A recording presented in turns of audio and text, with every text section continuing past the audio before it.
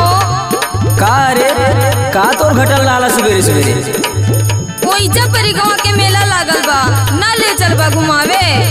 सुनले बाने ओइजा बड़ा बड़ा स्टार आवत बाड़न, मनोज तिवारी, रवि किशन, निरहुआ और तो औरे बा।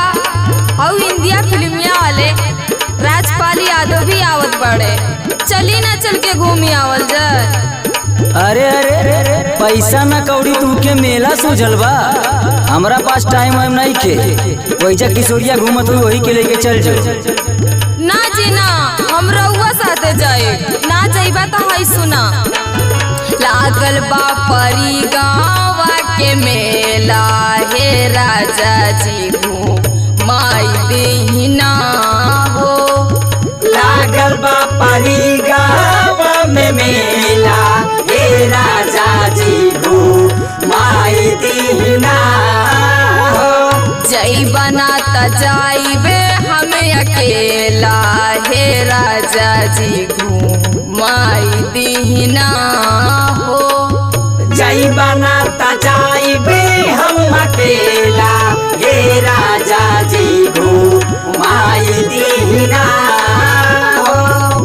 तोके मेला घूमे के शौक लागल बा, आई सुना। काहे करतारू तू झमेला, ए धनिया जाके घूमे आवना हो। काहे करतारू तू झमेला, हे धनिया जाके घूमे आवना हो। अरे मान जाए ना। अरे का मान जाए रे, बोल बोल। जेकर फिल्मिया मोबाइल में दिखावे ला ना हमके, उहे लोग आवता रे।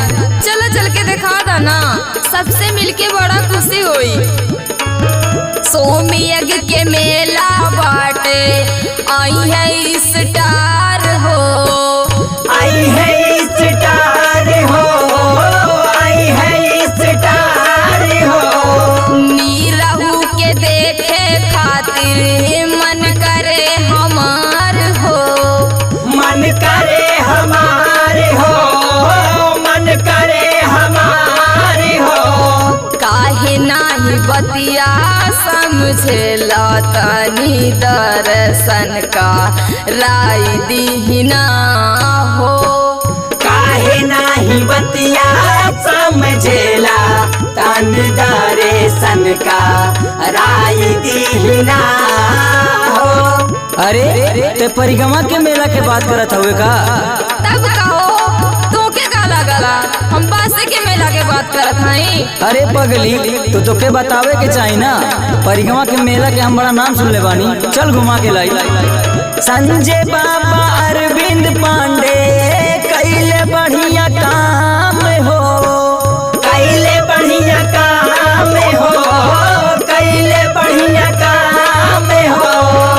यज्ञ रच के रोशन कैले परिगमा के नाम हो। परिगमा के नाम हो, परिगमा के नाम हो। जेके लुभानी भी कहेला, चल धनिया घूमाई दीहिना हो। अर्जुन प्रदीप भी कहेला, चल धनिया घूमाई दीहिना